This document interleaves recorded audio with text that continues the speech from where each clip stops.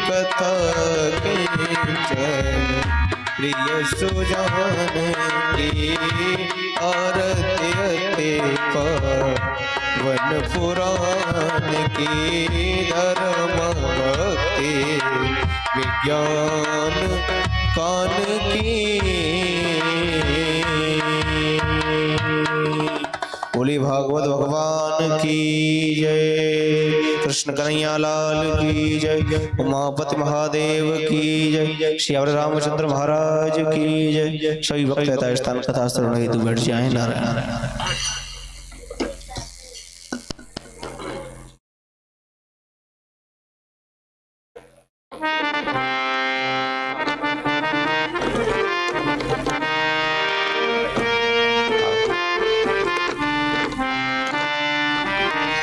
नारायण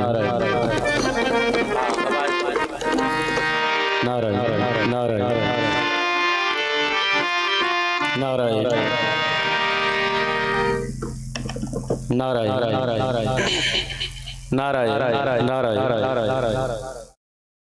नारायण नारायण नारायण नारायण नारायण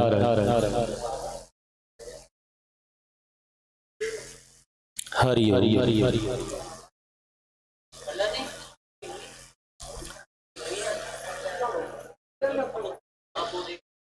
महाराज जी करें करें करें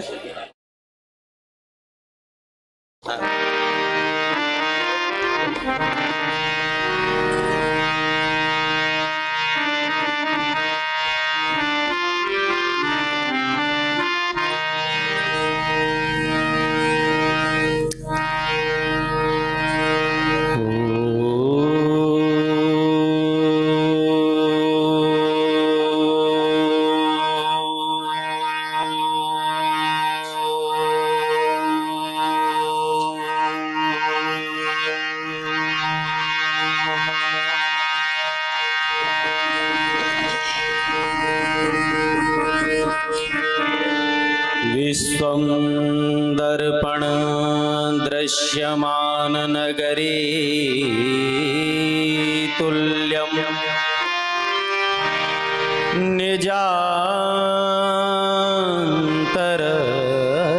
निजान्तरगतं पश्यन्नात्मनि मायया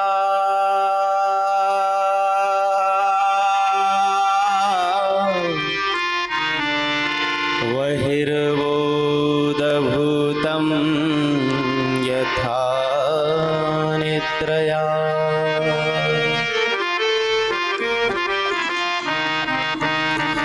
या साक्षात् कुरुते प्रबोध समये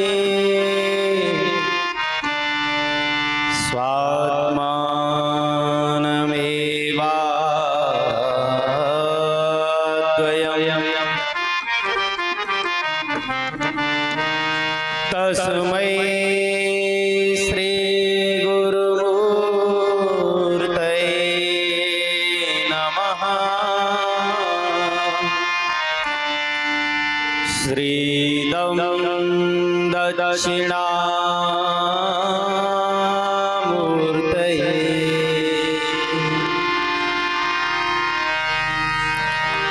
जन्माद्यस्य यतो अनवयात्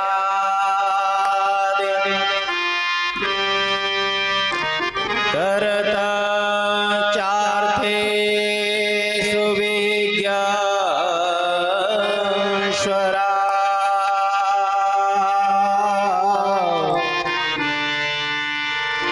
तेने ब्रह्महृदाय आदिकवये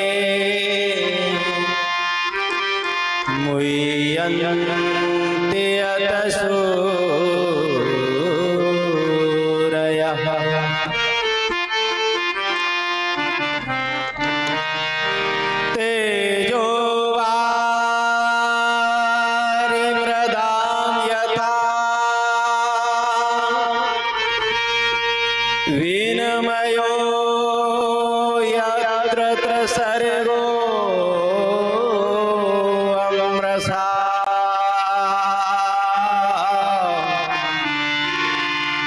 धाम्ना स्वेन सदा निरस्तकुहकम् सत्यं परमधीमहि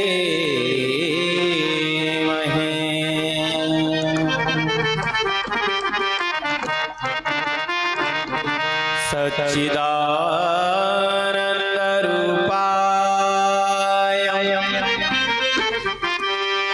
विश्वोत्पत्त्यादिहेतवे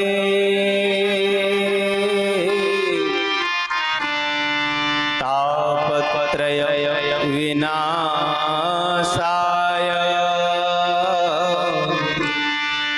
श्रीकृष्णाय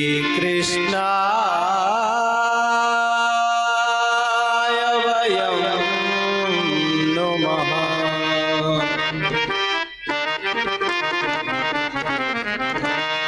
तप्ति काञ्चन गौराङ्गे राधे वृन्दावनेश्वरी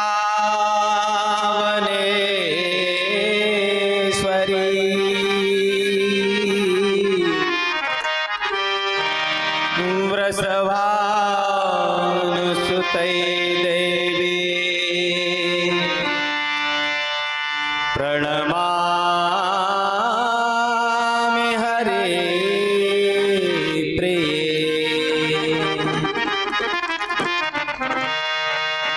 गजाननं भूतगणादिसेवितं कपित्थजम्बूफलचारुभक्षणम्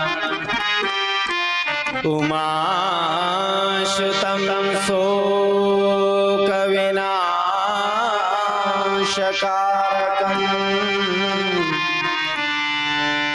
नमामि विघ्नेश्वरपादपङ्कजम्। नारायणं नमस्कृत्य नरं चैव नरोत्तमं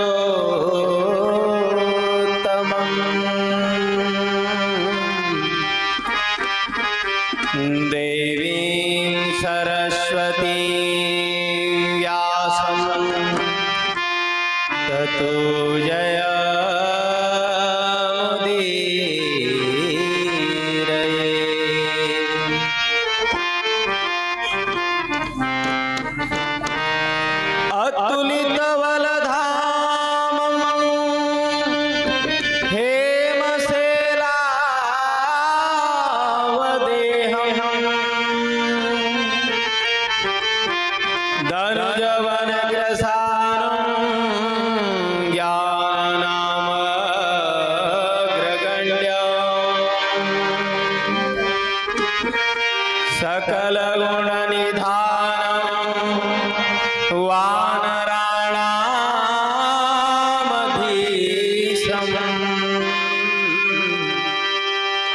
रघुपति प्रिय भक्तं वात जातं नमामि।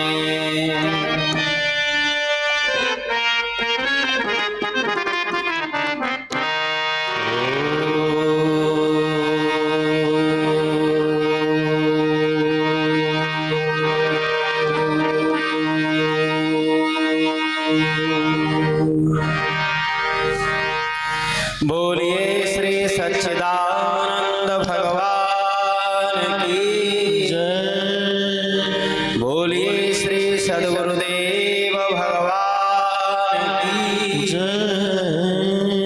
बोलिए श्री राधा वल्लभ कुंज बिहारी सरकार की जय। बोलिए श्री गणेश जी महाराज की जय। बोलिए सेनापति कार्तिकेय महाराज की जय बोलिए श्री नंदीश्वर महाराज की जय बोलिए श्री हनुमान जी महाराज की जय बोलिए श्री संत और भक्त भगवान की जय बोलिए श्रीमद् भागवत महापुराण की जय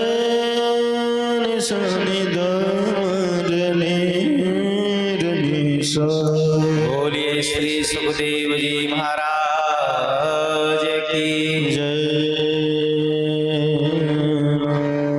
बोलिए श्री परीक्षित महाराज की ओम नमः पार्वती पतये हर हर श्री सिद्धेश्वर महाकाल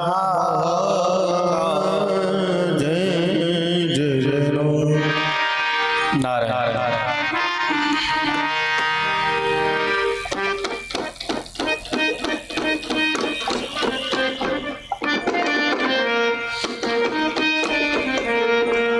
प्रातः स्मरणीय अर्चनीय वंदनीय परम पूज्यपाद अनंत विभूषित ममदेव श्री सद्गुरुदेव भगवान के उन दिव्य श्री चरण कमलों में जिनकी चरण रज से ही इस दास के नवजीवन का निर्माण हो रहा है, जिनके सानिध्य में ये श्रीमद् भागवत कथा का आप सभी रसपान कर रहे हैं, ऐसे सद्गुरुदेव भगवान के श्री चरणों में दास का बार बार वंदन चंदन और अभिनंदन। प्रातः स्मरणीय अर्चनीय वंदनीय साक्षात भगवान के प्रत्यक्ष स्वरूप श्री संत भगवान जो यहाँ इस धरा पर विराजमान हैं, उन सभी संत भगवान के श्री चरणों में दास का बार बार वंदन है। प्रातः स्मरणीय अर्चनीय वंदनीय सकल ब्रह्मांडों से आए हुए जहां तहां विराजमान ये भगवान की आनंदमयी पवित्र कथा का श्रवण करने वाले सभी चर और अचर नारायण स्वरूप एवं लक्ष्मी स्वरूपा सभी भक्त समाज के श्री चरणों में हमारा बार बार वंदन है, अभिनंदन है। बोलिए श्री सच्चिदानंद भगवान की जय। जय जय श्री राधे नारायण। आप सभी लगातार भगवान की इस कथा का श्रवण कर रहे हैं। इसी सत्र में आज कथा का 31वां दिन है और भगवान श्री कृष्ण की पावन लीलाओं का श्रवण कर रहे हैं, जिनका स्मरण मात्र करने से ही सारे संकट भव बाधाएं मिट जाती हैं, लेकिन उनका विस्मरण होते ही फिर हमारे भीतर जितने भी संकल्प हैं वो फिर से जागृत हो जाते हैं और फिर हम संसार बंधन में फंस जाते हैं।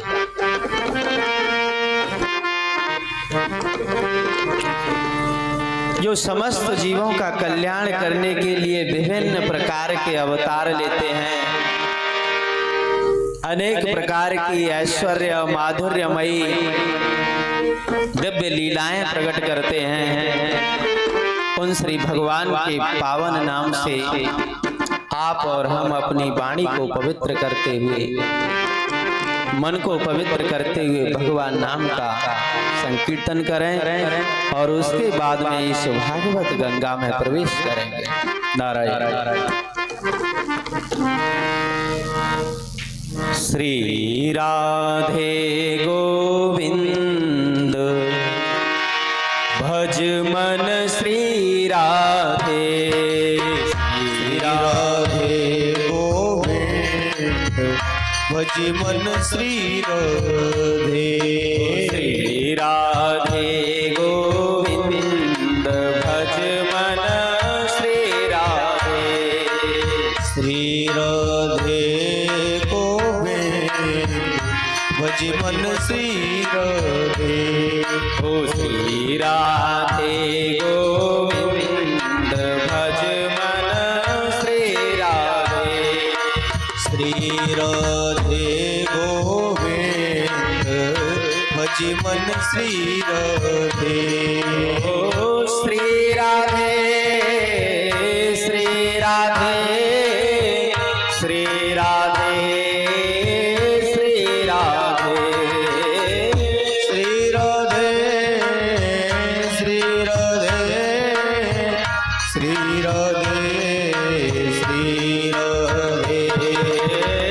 श्री राधे, श्री राधे, श्री राधे, श्री राधे, श्री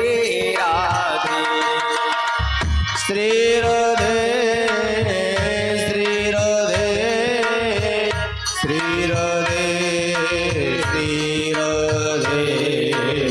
श्री राधे गोविंद भज मन श्री राधे, श्री राधे गोविंद भज मन श्री राधे।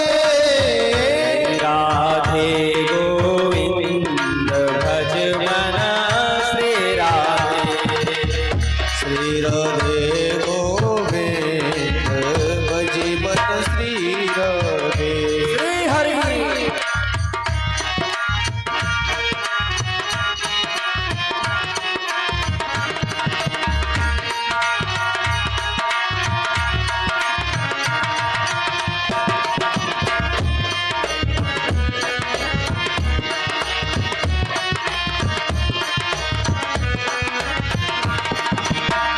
देखिए,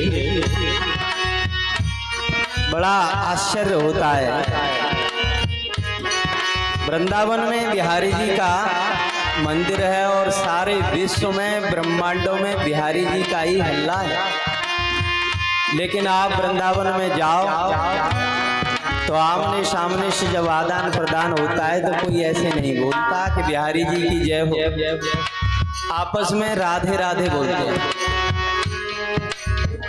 हैं तो बरसाने की, लेकिन वृंदावन में उन्हीं के नाम का डंका बजता है, सब बोलते हैं राधे राधे। राधे मेरी स्वामिनी, मैं राधे को दास। राधे मेरी स्वामिनी, मैं राधे को दास। राधे मेरी स्वामिनी, मैं राधे को दास। ओ राधे मेरी स्वामिनी, मैं राधे को दास। जन्म जन्म मोहि दीजिए श्री चरणन को राधे श्री चरणन को श्री राधे, श्री राधे, श्री राधे, श्री राधे, श्री राधे, श्री राधे, श्री राधे, श्री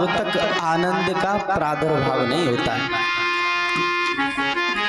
और श्री कृष्ण तो आनंद स्वरूप है।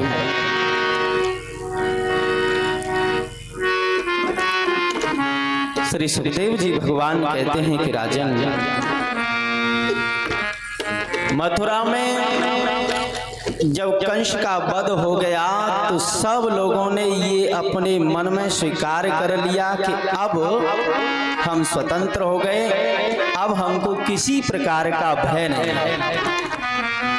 क्योंकि जो भगवान को अपने हृदय में प्रत्यक्ष दर्शन करता है, अनुभव करता है, तो फिर छोटे मोटे तुच्छों का डर नहीं रहता।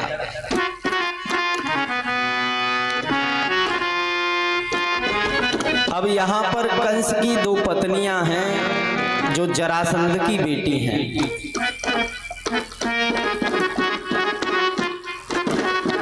ये जरासंध, जरा नाम की राक्षसी ने इसको दो हिस्से में था जन्म के समय, इसको जोड़ दिया और उसी संधि के द्वारा इसका नाम जरा द्वारा जरासंध पड़ा। इसकी पुत्रियां हैं अस्ति और प्राप्ति। संस्कृत में अस्ति माने है। आज जो कुछ हमारे पास जितना है वो तो है ही, लेकिन फिर भी हमारी इच्छा होती है कि और प्राप्ति हो जाए, तो दूसरी पत्नी है प्राप्ति। जरासंध ने ये कंस की योग्यता को, वीरता को, बल को देख करके अपनी पुत्रियों का विवाह किया। ये जो कुबलिया पीड़ हाथी है, एक बार यह बिगड़ गया, पागल जैसा हो गया, सबको रौंदने लगा, तो उस समय कंस ने ही इसको वश में किया, मार मार करके इसको सीधा कर दिया। बस उसी बल को देख करके प्रसन्न होकर के अपनी पुत्रियों का ब्याह कर दिया।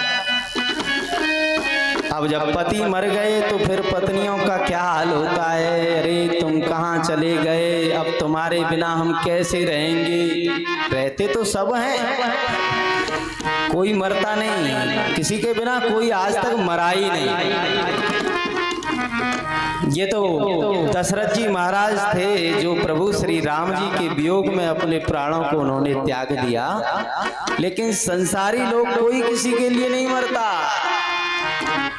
यहाँ तो सब काम के ग्राहक हैं, जब तक काम सही कर रहा है तो ठीक है।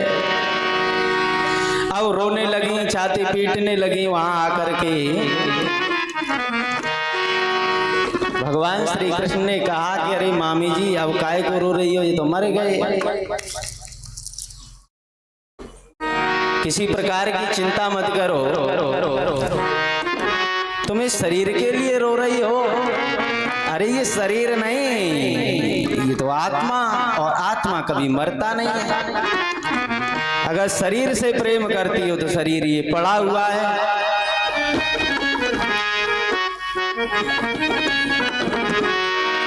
भगवान श्री कृष्ण ने अपनी मामियों को समझा दिया। नैनम छिन्दन्ति शस्त्राणि नैनम दहति पावक न चैनम क्लेदयन्त्यापो न शोषयति मारुता। अरे उस आत्मा को न शस्त्र काट सकता है, न अग्नि जला सकती है, न जल गीला कर सकता है, न वायु सुखा सकती है। ये पंचभूत का ये शरीर है, ये तो पंचभूत में से बना और इसी में मिल जाएगा। अब किसी प्रकार की चिंता मत करो, ये सब मरते आए हैं इसी प्रकार, कोई नई बात नहीं।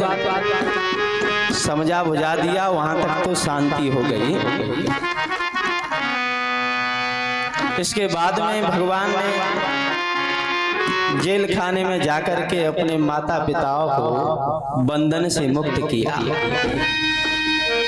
देवकी माता और वसुदेव जी ने आज अपने श्री कृष्ण पुत्र का दर्शन किया। देखते ही माता के हृदय में वात्सल्य उमड़ पड़ा। भगवान श्री कृष्ण और बलराम जी अपने माता पिता के चरण छू करके माता की गोद में बैठ गए और कहने लगे कि माँ, हे पिताजी, ये हमारा दुर्भाग्य ही है कि हम इतने दिनों आपसे दूर रहे, बालपन का सुख नहीं दे पाए। अच्छा, बालक अगर छोटा न होए, सीधा 25 साल का ही प्रकट हुए माँ के सामने, तो फिर बाल्यावस्था का तो कोई सुख नहीं मिलेगा, वात्सल्यता का कोई सुख ही नहीं। यहाँ पर भी भगवान श्री कृष्ण 11.5 वर्ष की लघु अवस्था है, तो बोले इतने दिन जो बाल्यावस्था है उसका सुख नहीं लिया। कोई बात नहीं पिताजी, ये दैव का ऐसा ही योग था। देखो, माता और पिता ये संतान के लिए ही जीवन भर करते हैं, जितना करें उतना संतान के लिए ही, कि हमारे पुत्र सुखी रहें, हमारी पुत्री सुखी रहें। लेकिन पुत्रों का क्या कर्तव्य बनता है, इसको पुत्र नहीं समझते। माता पिता की सेवा से बढ़कर के कुछ नहीं है।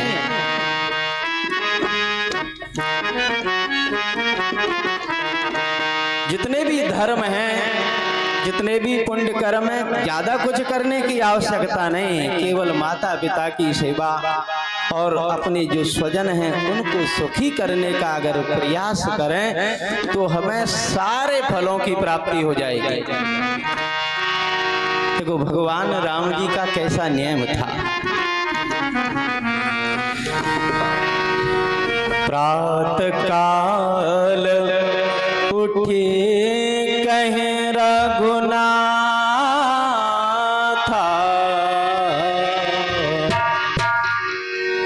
प्रातः काल उठ के रघुनाथ, प्रातः काल उठ के रघुनाथ, मात पिता गुरु ना वही माता, मात पिता गुरु ना वही माता, प्रातः काल उठ के रघुनाथ, प्रातः काल उठ के।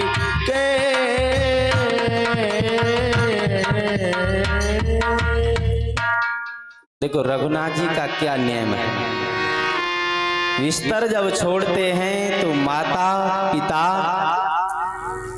और गुरुदेव के श्री चरणों का सानिध्य, उनकी चरण रज अपने मस्तक पर धारण करते हैं और हाथ जोड़ करके पूछते हैं कि बताओ हम आपकी क्या सेवा करें। अच्छा, माता पिता के लिए संतान आज्ञाकारी होए सबसे बड़ा सुख वही है।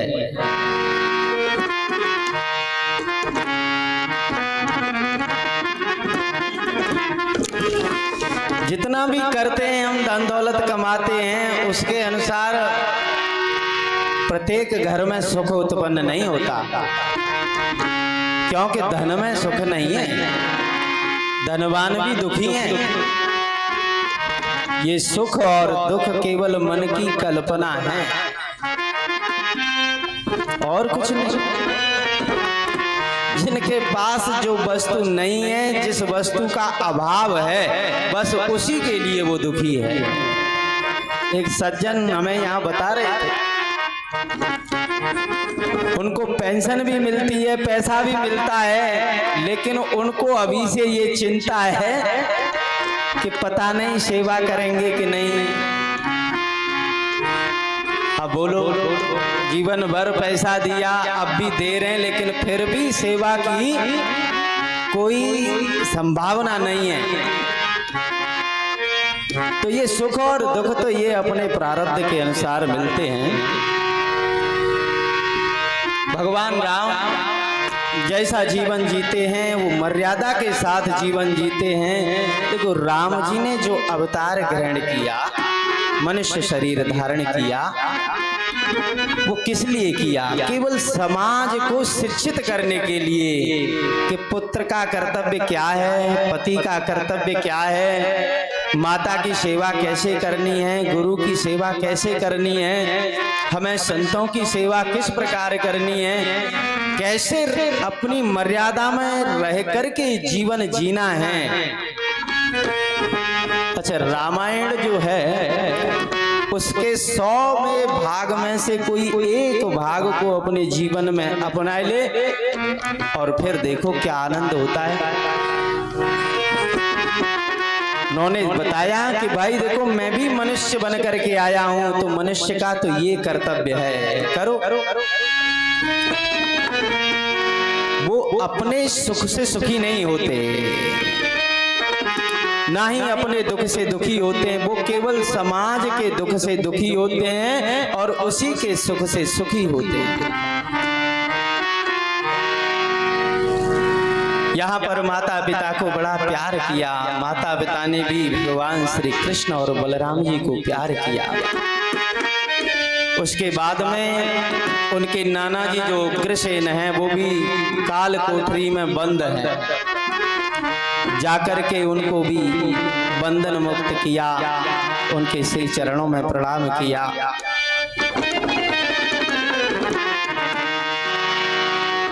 काफी दिन से उग्रसेन महाराज उसमें बंद थे, तो उनका वेशभूषा बिल्कुल दाढ़ी बाल बड़े हो गए, कपड़े मैले हैं, तो भगवान ने उनके नहलाया धुलाया, उनको बिल्कुल शुद्ध किया और उसके बाद में मथुरा की राजगद्दी पर बिठाया। उस समय उग्रसेन महाराज ने कहा कि नहीं, ये राजगद्दी के अधिकारी तो तुम हो।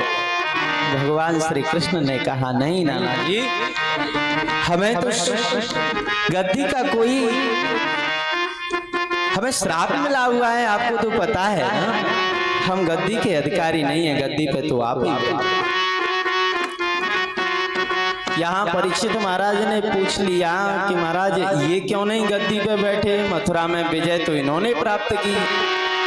तो बताया कि बेटा, यादवों को जो यदु महाराज थे इक्ष्वाकु वंश में, यदु महाराज को श्राप लगा हुआ था महाराज ययाति का, उनके पिताजी का। जब वो असमय में किसी श्राप के कारण बूढ़े हो गए, तो जिन्होंने श्राप दिया यानी च्यवन ऋषि ने, उन्हीं ने कहा कि अब तुम चाहे जिस पुत्र से जवानी ले लो। तो 5 पुत्र थे, बड़े ये यदु महाराज थे, तो सबसे पहले इन्हीं से कहा कि बेटा मेरे बुढ़ापे को तुम ले लो और अपनी जवानी मुझे दे दो।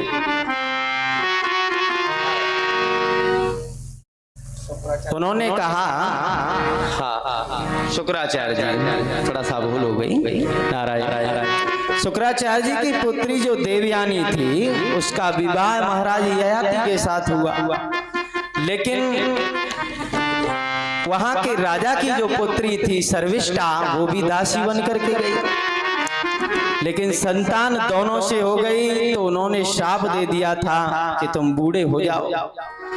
अब जब जवानी मांगी पुत्र से, तो उन्होंने मना कर दिया कि महाराज हम नहीं देंगे। 4 पुत्रों ने मना किया और सबसे छोटे पुत्र जो पुरु हैं, उन्होंने कहा कि पिताजी ये जीवन तो आपने दिया है, इस पर सबसे पहला अधिकार आपका है, ये किसी भी काम आ जाए तो मेरा सौभाग्य है। तो बस उसी समय यदु महाराज को शाप दे दिया कि तुम कभी राज सिंहासन पर तुम्हारे वंश में कोई नहीं बैठ पाएगा। तो आज उग्रसेन महाराज को राजगद्दी पर बिठाया।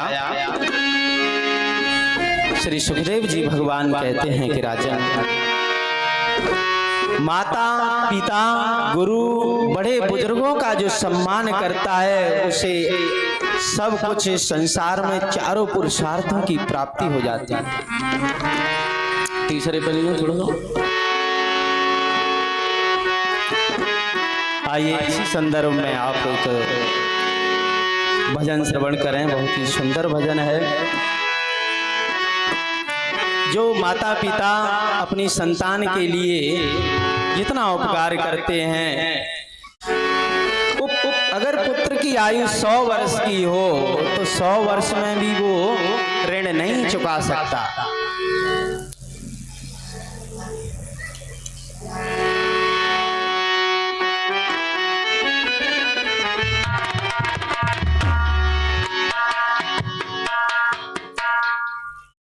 मात पिता गुरु प्रभु चरणों में प्रणमत बारंबार, हम पर किया बड़ा उपकार, हम पर किया बड़ा उपकार। मात पिता गुरु प्रभु चरणों में प्रणमत बारंबार, हम पर किया बड़ा उपकार, हम पर किया